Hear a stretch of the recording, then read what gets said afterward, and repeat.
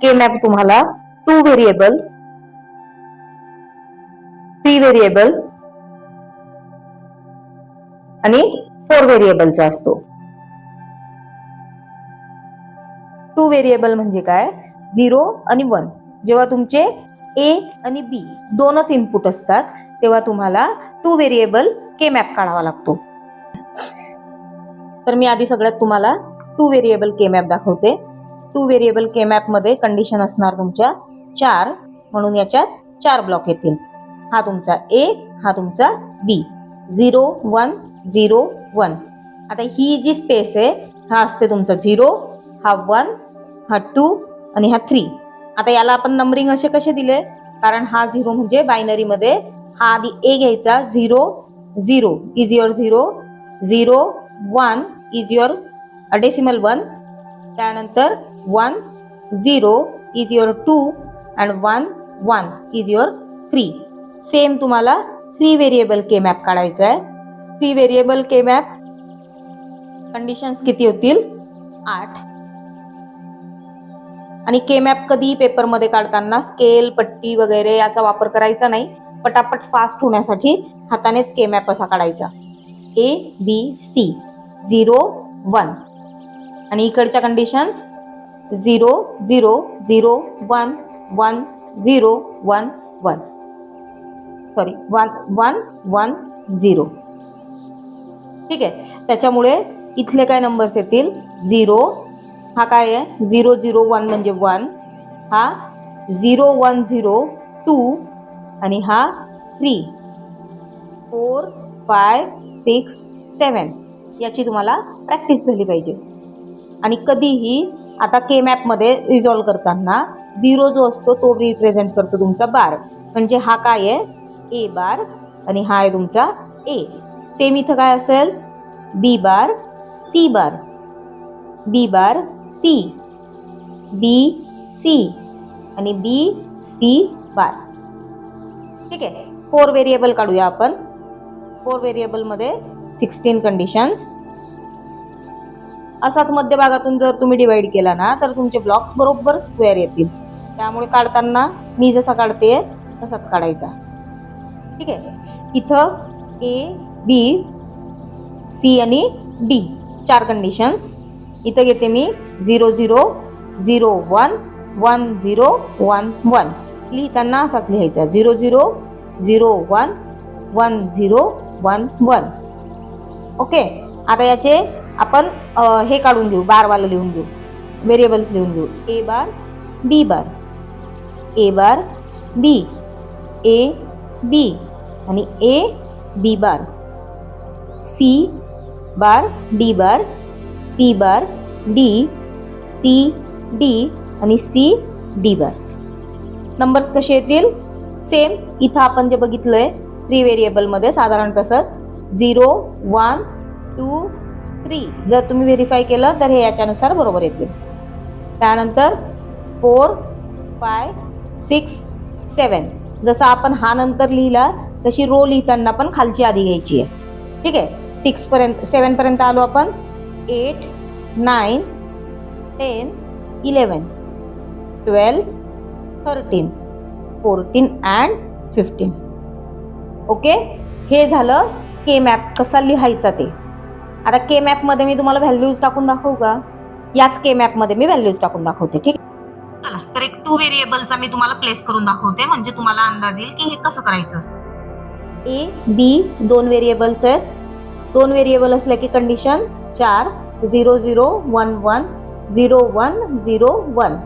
आता जर for example आपण हे जर अँड टेबलसाठी केलं तर अँड टेबलचं ट्रूथ टेबल काय आहे? 1 and 1 इज 1, अदर्स आर 0. मग मला हे पुट करायचं आहे. तर हे पुट करण्यासाठी ही जी 1 1 कंडिशन आहे या 1 1 कंडिशनला मला 1 टाकायचं आहे. मग 1 1 कंडिशन इथं कुठे येते? हा 1 आणि हा 1 ह्या पोझिशनला. ही पोझिशन माझी येईल 1, बाकी सगळे 0 आहेत. ठीक आहे. 0 तुम्हाला लिहायची गरज नाहीये. नेक्स्ट, जर आता याच्यामध्ये 3 व्हेरिएबल असला, आता 3 व्हेरिएबलला तुम्ही ना फक्त इमॅजिन करा. इकडचा टेबल तुम्हाला काढता येईल 3 व्हेरिएबलसाठी. आपण इमॅजिन करा की 1 0 0 0 1 1 0 0 हे तुमचं आउटपुट आहे. तर तुम्हाला पहिली कंडिशन म्हणजे हा 0 पासून तुम्ही 7 पर्यंत लिहू शकता. पहिला, त्यानंतर 2 1 2 3 4 5 6 7. ठीक आहे.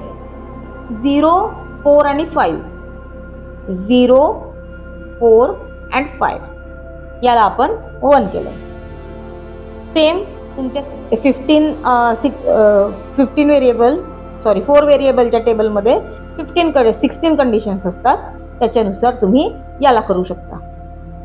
हे आपण 4 व्हेरिएबल के मॅप आपल्याला बऱ्याचदा यूज करायचं आहे, ते आपण एक्झाम्पलमध्ये बघूया. आता आपण बघितलं की के मॅप कसा काढायचा, पण हे के मॅप यूज करून आपल्याला ना मिनिमाइज करता येतात एक्सप्रेशन्स. मी तुम्हाला पटकन एक एक्झाम्पल घेऊया आपण. y is equals to summation of m म्हणजे मीन टर्म 1 3 5 7 8 10 and 14. याला आपल्याला काय करायचंय, मिनिमाइज करायचंय. and realize using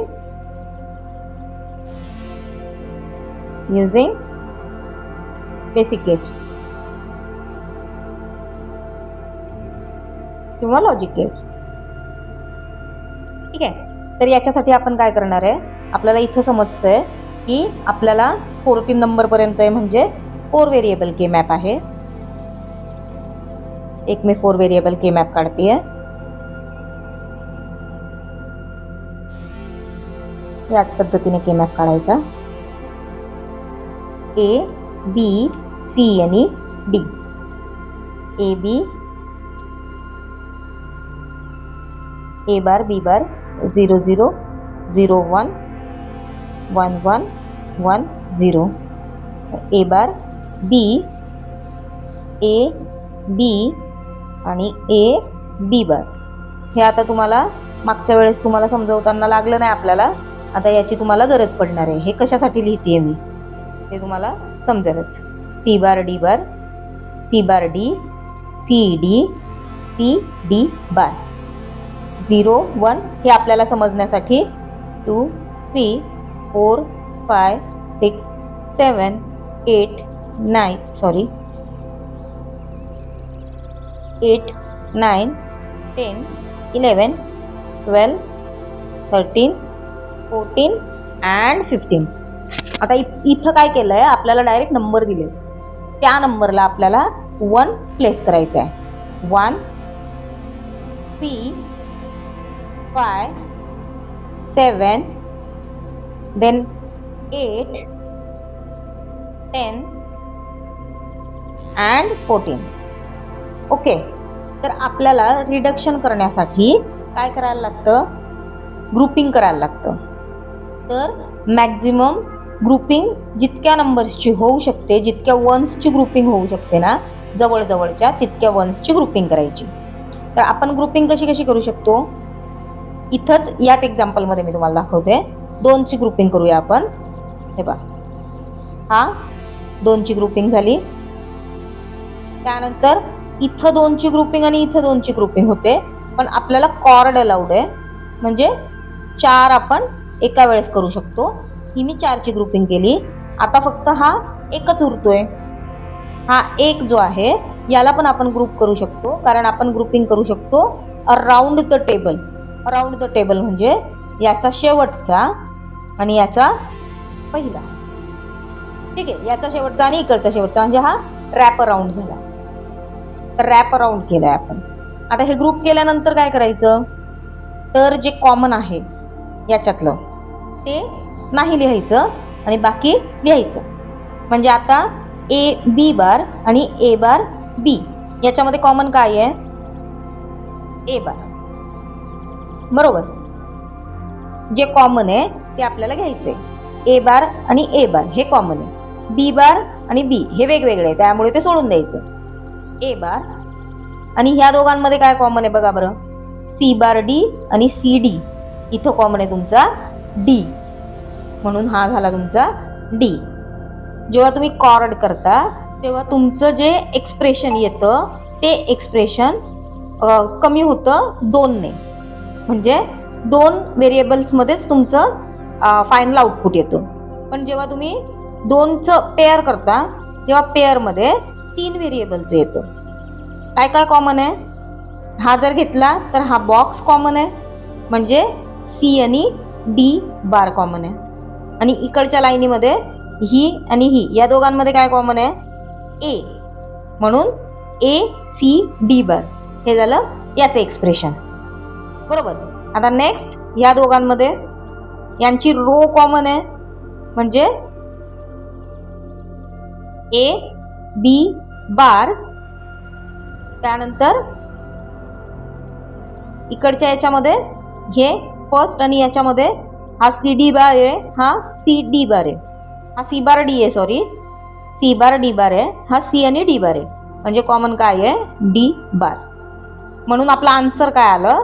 आपण रिडक्शन काय केलं तर ह्या 3 टर्म आपण ऍड करूया. A D plus A C D bar plus A B bar D बार.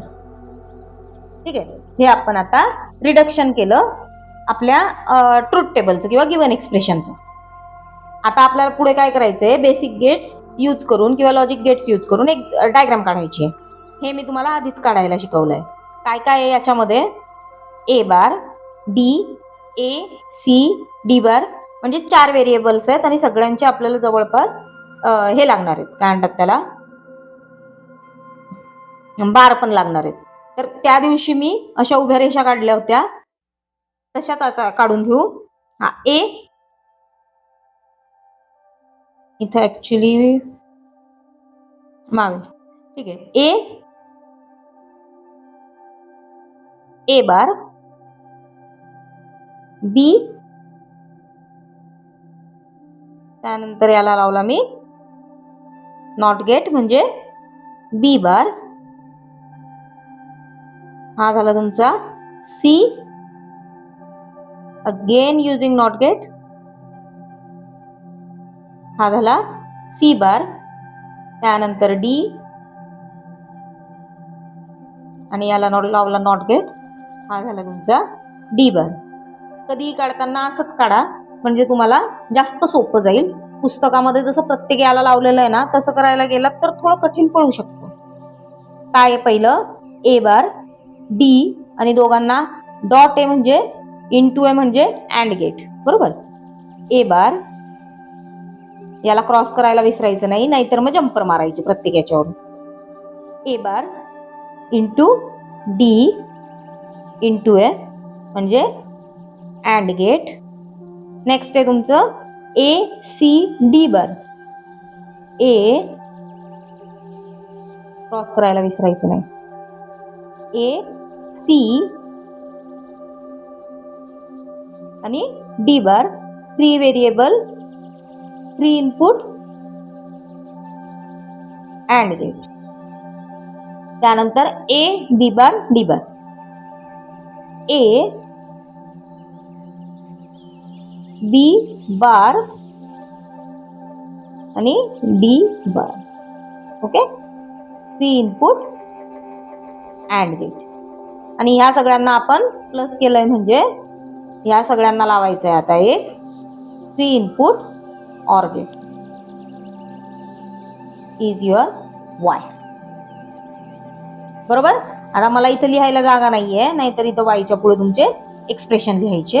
आणि इथं मला प्रत्येक हे लिहिलं एक्सप्रेशन जे काही तुम्ही इम्प्लिमेंट केलेलं आहे, तर ते चेक करणाऱ्याला सोपं पडतं आणि तुमचं पण चुकत नाही. तर हे असे एक्झाम्पल तुमचे युजिंग के मॅप तुम्हाला सॉल्व्ह करायला येतात. मी आता तुम्हाला के मॅप कसा काढायचा, के मॅपचे एक्झाम्पल कसे सॉल्व्ह करायचे हे सांगितलं.